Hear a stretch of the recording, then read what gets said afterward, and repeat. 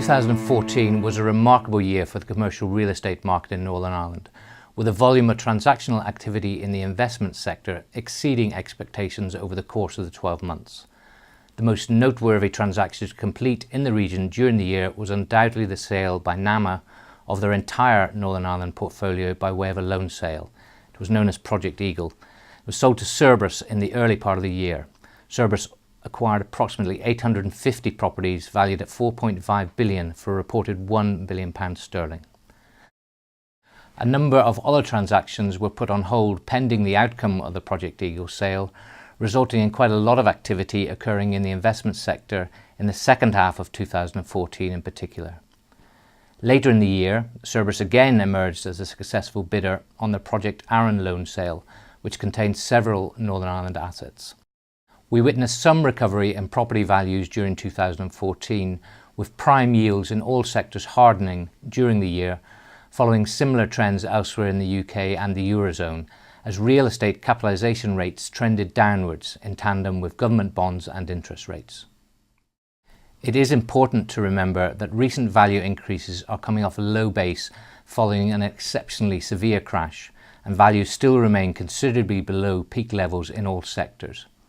Demand for prime investment opportunities in Northern Ireland continued to primarily emanate from UK institutions during 2014, and there was also a notable increase in interest from other investors from other jurisdictions such as the US over the course of the year. Activity in the occupier markets in Northern Ireland was consistent during 2014, with the office and industrial sectors benefiting from a number of high-profile job announcements over the course of the year.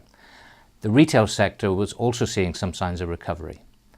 The hotel and licence sector benefited from an improvement in tourist activity in the region, whilst in the development land sector we saw evidence of strengthening demand for well-located sites as the year progressed.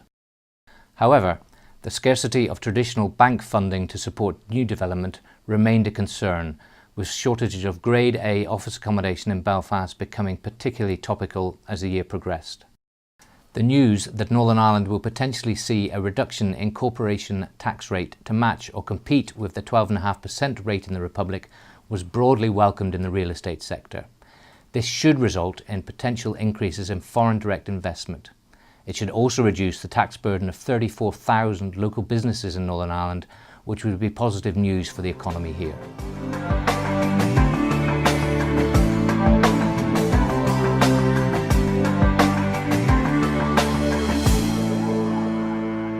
2015 looks set to be a very strong year for the commercial real estate market in Northern Ireland, following what was a phenomenal year last year with over £500 million spent in the investment sector.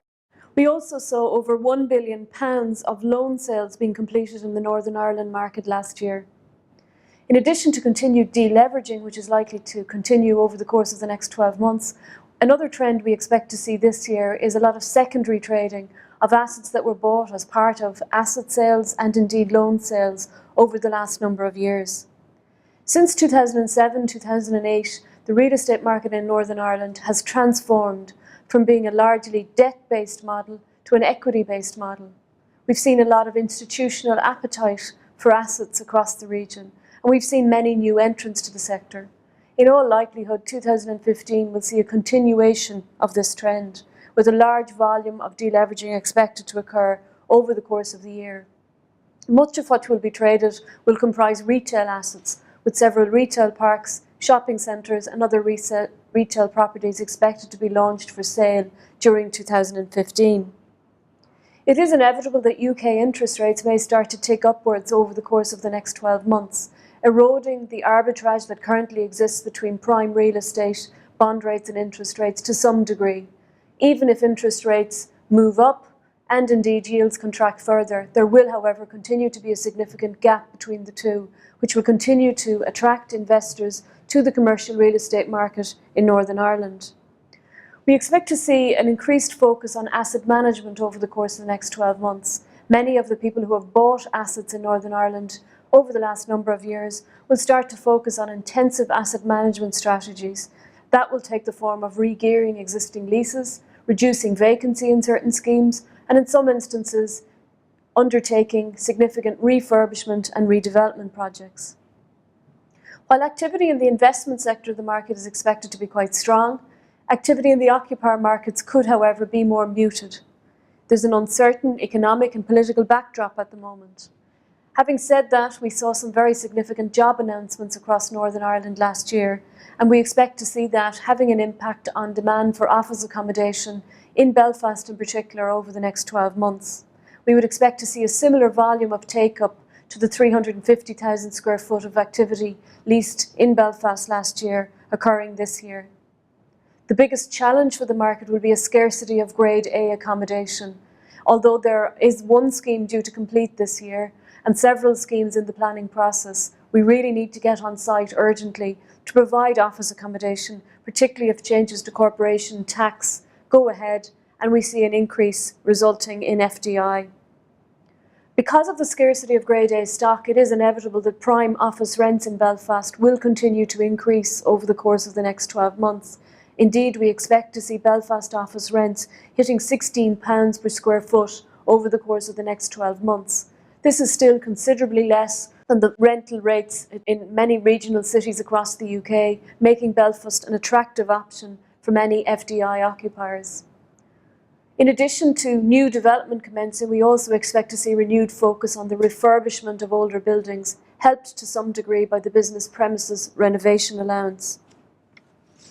In many cases, it could be argued that development isn't feasible at current rents, even taking into account the increased rent to £16 per square foot, which is likely to happen this year. We also need development finance to come into play to enable this much-needed development to happen. There's no denying that the Stormont House Agreement, which saw legislation coming in to devolve corporation tax powers to Northern Ireland over the last number of months, will be hugely significant if it goes ahead. It has the potential to create huge job creation for Northern Ireland, which in turn will have positive implications for the real estate sector in the region. We do, however, need to ensure that we have adequate stock to satisfy the demand that's likely to be generated. In the retail sector, we have seen an improvement in confidence over recent months, which is filtering down to the high street.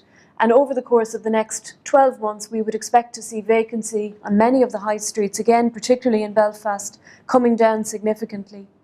However, even though we have clear visibility on demand, and we are aware of many new retailers that are due to open premises in Northern Ireland over the next 12 months, there are concerns about prospects for growth, particularly if proposed reforms to welfare and indeed cuts to the public sector occur as anticipated.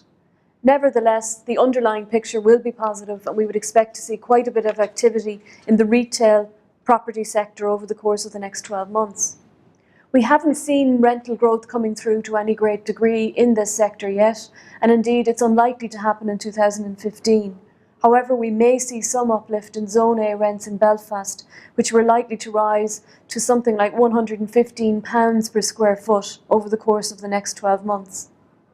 Just as we're seeing in many other markets across Europe at the moment, we're not anticipating any new retail development occurring, but we may well see some refurbishment and redevelopment of existing schemes.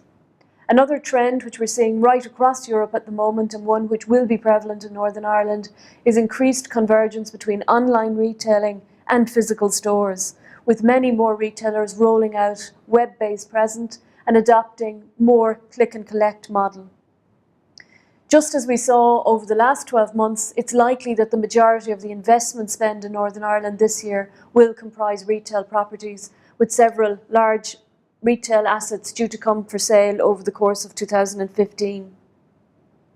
We're also expecting to see the first signs of rental growth coming through in the industrial sector of the market this year. Prime rents today are approximately £3 per square foot. They may well rise to £3.50 during 2015 as the scarcity of modern stock dwindles further. We expect to see several large assets offered for sale in the investment sector, as we said, with most of this comprising retail. Investors will be very much focused on income growth as opposed to rental growth. And even though we've seen rapid correction in yields during 2014, we may well see some further downward pressure on yields by 25 to 50 basis points in some prime sectors over the course of the next 12 months. We also expect to see increased activity in the development land sector of the market, and a rebound in hotel values, leading to an increase in the volume and number of hotels being offered for sale over the course of the next 12 months. We would also expect to see strong activity in the tourist sector of the market, following a major increase in tourist numbers last year. 2015 will also see Belfast hosting the Tall Ships Festival. It will see the Irish Open being hosted at Royal County Down. All of these events will be positive for the tourist sector and indeed for the property, hotel and leisure industry. So in summary, we're expecting a very strong year, and there will be continued focus on the corporation tax story, because this has huge potential for Northern Ireland and potentially could be a game changer if it goes ahead.